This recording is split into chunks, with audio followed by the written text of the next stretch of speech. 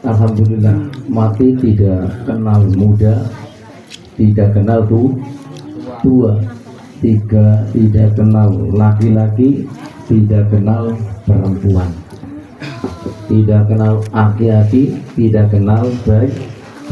Itu pasti, bukan wajib tapi pasti mati. Dalam hal ini hikmah untuk kematian yang luar biasa. Jadi yang kita ambil kesimpulannya ini adalah termasuk sebagai contoh motivasi kepada almarhum Bapak Unan bin Bapak Haji Nasir tentunya. Begitu yang luar biasa, dan sampai sekarang pun takzim yang mendoakan, yang menghibur, dan yang hadir itu luar biasa. Kadang-kadang saya sampai merasa, apakah kita besok kalau mati seperti itu? Belum tahu. Betul? Belum tahu seperti ini. Contohnya saya pernah, mohon maaf nih sebulan, pulang kampung ada orang meninggal, yang hadir itu cuma berapa orang, sampai hati nangis. Jadi amaliyah orang yang sudah meninggal, yang taziah sedikit banget. Jadi artinya yang mendoakan itu gak banyak dan langsa. Tapi hal ini luar biasa. Alhamdulillah, hikmah kematian yang saya sampaikan tidak banyak, tidak hal saja. Termasuk adalah kemuliaan karamatul qoblal maut, kemuliaan sebelum meninggal. Ini untuk kita sekalian para hadirin. Jadi yang pertama adalah ta'zilut taubati. Ingat kita masih hidup ini dilaksanakan bertobat kepada Allah Subhanahu. Ini kemuliaan sebelum meninggal. Ada termasuk adalah salah satunya kemuliaan adalah orang yang ahli tobat kepada Allah Subhanahu tobat. Karena meninggal mati itu tidak kenal siapapun dan tidak pandang jam detikanya. Tadi lagi duduk, tahu-taunya mati. Iya, kalau pas matinya lagi sujud ibadah alham, atau pas meninggalnya lagi perang alham. Banyak yang meninggalnya termasuk dihukumi meninggal yang baik husnul khotimah, termasuk dihitung meninggalnya termasuk meninggal mati syahid. Nah kalau pas meninggalnya lagi gaplek, mohon maaf, bukan ini cuma motivasi buat kita. Ya kalau pas meninggalnya lagi mabuk, ya pas meninggalnya lagi maksiat, benar. Ya pas meninggalnya lagi berantem, betul. Pas meninggalnya lagi judi, mohon maaf. Pas lagi mati berada, lagi ceramah mati banyak. Nah ini harus supaya kita besok mulia di hadapan Allah SWT, ninggalnya sebelum meninggal qoblal maut, taubat dulu.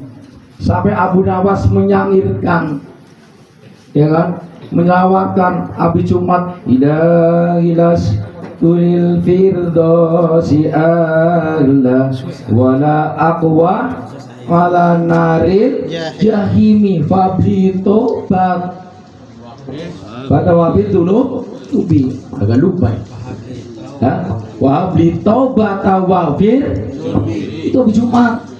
Itu Abu Nawas yang menyairkan, dicontoh oleh para ulama besar, sehingga dia hari Jumat selesai membaca itu. Artinya adalah, ya Allah, seperti diri kita seperti ini, saya nggak pantas masuk surga ya Allah, gitu. Jadi yang ini mengintrospeksi diri bahwa saya tidak pantas masuk surga, tapi tidak kuat kalau seandainya dimasukkan neraka. Ya Allah, terimalah tobat kita dan ampuni dari segala dosa. Ini untuk contoh kita sekalian, supaya kita meninggalnya matinya mulia, sebelum mati sudah tobat dulu. Sampai Rasulullah SAW menjelaskan dan melakukan sampai sehari semalam tobat 100 kali. 100 kali. Coba kita, sudah tobat belum Pak? Alhamdulillah. Sudah tobat belum Pak? Alhamdulillah. Sehari 1 kali benar? Enggak. Ya kalau minimnya 1 hari sekali ya seminggu sekali. Kalau nggak seminggu sekali ya sebulan sekali. Sebulan sekali setahun. Kalau nggak setahun sekali seumur hidup. Saya ingatnya sampai meninggal. Alhamdulillah. Ini adalah termasuk salah satunya kemuliaan orang yang menghadapi sakaratul maut. Terlebih dahulu tobat kepada Allah Ta'ala dan mengakui kesalahan kita yang telah berbuat, dan tidak akan melakukan lagi maksiat kepada Allah Subhanahu, amar ma'ruf nahi mungkar. Lakukan ya Allah, jalankan ya Allah perintah Allah Subhanahu wa Ta'ala, dan janganlah atau tinggalkanlah maksiat kepada Allah Subhanahu. Itu tobat benar-benar. Wa ya ayyuhalladzina amanu tubu ilallahi taubatan nasuh. Hai orang yang beriman, tobatlah yang sebenar-benarnya. Jangan tobat sam. Jangan tobat sam. Sekarang melakukan, besok sekarang tobat, besok kembali lagi. Nah Ustaz, saya mau tobat bener, tapi gilirannya dibujukin temennya, jalan lagi. Mudah-mudahan kita sekalian orang yang ahli tobat, amin. Yang pertama. Untuk kemuliaan yang kedua adalah termasuk al-qalbul qanaah. Sebelum meninggal kita sudah punya prinsip, punya ketentuan, adalah hati yang menerima apapun rezeki yang diberikan oleh Allah Ta'ala, nikmat yang diberikan oleh Allah Ta'ala, terima apa adanya. Rezeki yang diberikan kepada kita sekalian menerima dan dimanfaatkan saja semestinya mungkin, sebaik-baik mungkin apa adanya. Karena untuk menghadapi sakaratul maut itu apa yang dibawa, besok semua akan dipertanyakan oleh Allah Subhanahu wa Ta'ala. Ada suatu kisah mengatakan orang punya golok, cuman punyanya golok doang, makannya dan lantaran pakai golok, apa-apa pakai golok. Tapi gilanya di kuburan ditanya, diminta pertanggungjawabannya, itu cuma golok. Golok ini dipinjam sama orang buat ngambil kayu, kayunya orang lah, dipertanyakan juga. Apalagi yang hartanya luar biasa, punya harta benda yang banyak, mobil tidak terhitung, rumah megah, tanah luas kemana-mana, istri cantik. Itu kan dipertanyakan semua para hadirin. Jangan salah, ditanyakan jawab biasa. Buat apa? Dari mana? Untuk siapa? Hadirin rahmat Allah SWT. Jadi benar-benar luar biasa. Untuk supaya kita mulia, hartanya cukup segitu ya, dinikmati apa adanya. Insya Allah besok sakaratul maut sebelum meninggal dan meninggalnya mendapat kemuliaan oleh Allah Subhanahu Ta'ala. Amin. Disyukuri saja apa adanya. Istri cantik disyukur, istri jelek disyukur, istri jadi ngomong istri malahnya.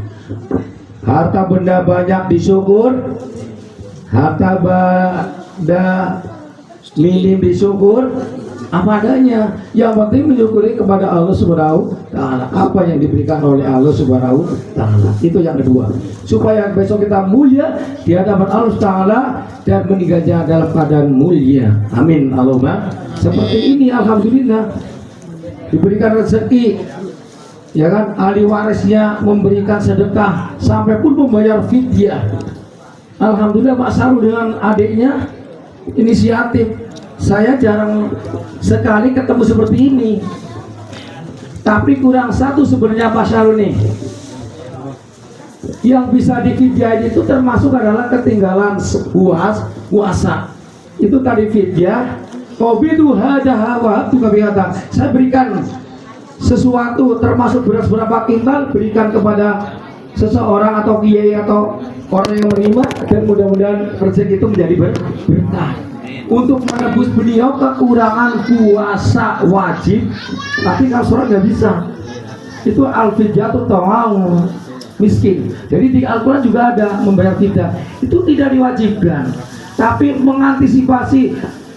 Bapak saya waktu hidupnya mungkin ada yang ketinggalan puasa wajibnya, baik sunatnya ditebus dengan fidyah. Mudah-mudahan dicukup oleh Allah Subhanahu wa taala, ditambah oleh Allah Subhanahu wa taala fidyahnya diterima. Alhamdulillah untuk mencukupi, untuk menambah kekurangan puasanya. Kalau sholat harus dikodoi, Pak.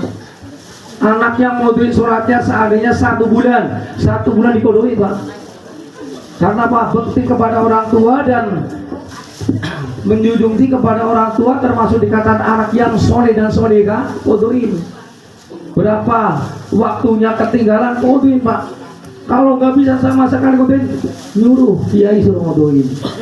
Itu sebenarnya seperti itu. Jadi harus berjalan sebenarnya. Kodok, walaupun nggak ada kata kodok, karena waktu meninggalnya kepengen dia juga pengen ngodoin waktu ketinggalan sholat, tapi belum sempat sudah keadaan meninggal. Maka dari itu yang diharuskan untuk mengodoi adalah anak. Mudah-mudahan ya Mas Tori ya. Wih, mana Mas Ustaz, saya nggak bisa ngodoin, jamaah. Sholat sunat qobliyah ba'diyah, mudah-mudahan tambahan sholat sunatnya diberi kepalanya berikan kepada bapaknya. Mudah-mudahan sholatnya bapaknya diterima oleh Allah Subhanahu yang kedua. Jadi kemuliaan yang kedua, yang ketiga adalah termasuk nasolatul ibadah. Orang yang sebelum meninggal supaya mulia, ibadahnya kencang, sholatnya kencang, ngajinya kencang, Jumatnya nggak pernah ketinggalan, berangkatnya paling duluan, pulangnya paling belakang. Apalagi kita usia 240 ke sana. Walaupun meninggal gak kenal siapapun, tapi kalau kita senang semangat ibadah kepada Allah Subhanahu wa taala, Pak Saru tadinya malam Senin, ayo supaya kita giat ibadah bersama-sama, berikan saya ibadah, sedekah segala macam, mudah-mudahan terima dan pahalanya berikan kepada bapaknya. Itu anak soleh yang mau mendoakan kepada orang tuanya. Mulia, meninggalnya mulia. Mari kita bersama-sama semangat ibadah. Sholat wajibnya tidak pernah ketinggal, amin. Puasanya tidak pernah ketinggal, amin. Sholat malamnya tidak pernah ketinggalan, amin. Puasa sunatnya Senin Kemis tidak pernah ketinggalan, sunatnya tidak pernah ketinggalan. Alhamdulillah, semangat dalam melaksanakan ibadah. Insya Allah besok meninggalnya dimuliakan oleh Allah Subhanahu wa taala. Menurut Imam Abu Adham mengatakan seperti itu.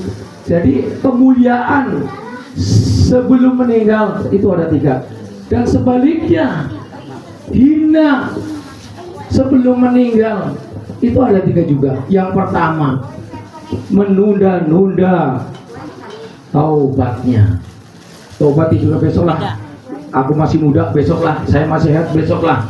Tidak masih sehat, tahu-taunya meninggal. Maka dia itu benar-benar hina banget menurut Allah Subhanahu wa taala yang menunda-nunda taubat dan istighfar kepada Allah Subhanahu wa taala. Mau minta maaf, mau minta ampun kepada Allah Taala, berat amat, sehari cuma 3 kali, kadang-kadang malas.